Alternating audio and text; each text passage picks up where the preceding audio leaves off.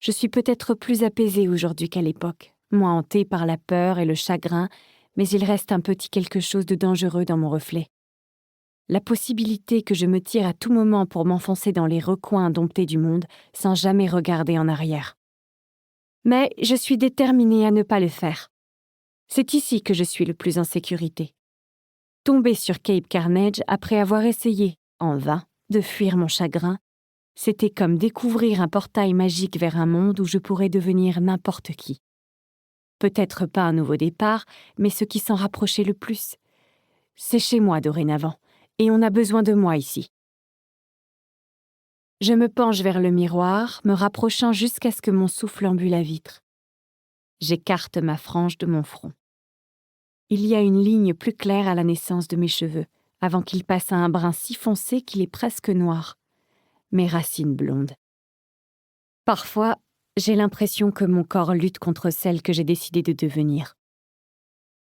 Me mordant la lèvre inférieure, je reporte mon attention sur mon téléphone, posé sur le meuble de la salle de bain, et me connecte à mon faux compte sur le forum de Vérités Enterrées, un groupe de détectives amateurs que je surveille de temps en temps. C'est le groupe qui a été le plus actif pour essayer de me retrouver quand j'ai disparu de la circulation, et mon nom refait surface de temps en temps sur le site. J'ouvre la discussion générale où se déroulent les conversations principales et je parcours les posts les plus récents. Il y en a un sur une affaire non résolue dans l'État de Washington, un autre sur un tueur en série assassiné en Louisiane, d'autres encore sur des personnes disparues. Mais je ne trouve rien de précis ou d'inquiétant dans le fil de messages, rien qui mentionne mon passé trouble. Même les histoires comme la mienne passent avec le temps. Il est plus facile de disparaître quand on n'a plus de famille pour faire vivre son souvenir. Avec un soupir de soulagement, je note dans mon téléphone de racheter de la teinture pour mes cheveux avant de le reposer pour prendre ma douche.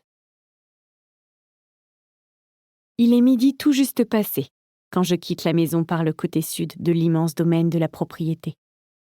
Avec l'os broyé de Bryce dans mon sac, je me dirige vers le manoir Lancaster, une imposante structure en pierre qui jette l'ombre de la richesse générationnelle sur Cape Carnage. Plus inquiétant encore que la bâtisse elle-même, l'homme qui l'habite, ma personne préférée en ville, mon meilleur ami. Nous ne sommes que deux à pouvoir entrer chez lui comme ça. Un calme plat règne quand j'arrive dans le hall. Un soupçon de peur s'immisce dans mes veines. D'habitude, un rideau sonore vient constamment réchauffer la pierre austère. Musique classique, vieux film, ou Arthur qui marmonne tout seul dans sa barbe. Le silence est rare, ici. « Arthur ?» J'appelle en jetant un œil dans le salon de réception. Pas de réponse. Je fronce les sourcils et poursuis mon exploration dans la bibliothèque, où il passe le plus clair de son temps à lire, près du feu, même quand il fait bon dehors. « Arthur ! Je suis venue vous préparer le déjeuner. » Je me faufile dans le couloir qui mène à la cuisine quand Arthur surgit de derrière une statue, un couteau entre les dents. Véritable prouesse pour un octogénaire équipé d'un déambulateur. « Bon sang, Arthur !» Il trouve son équilibre avant d'attraper le manche de son arme pour la brandir devant moi. « Qui êtes-vous ?»« C'est moi, Harper. » Il fait un pas en avant avec son déambulateur et fait pivoter le couteau pour me menacer.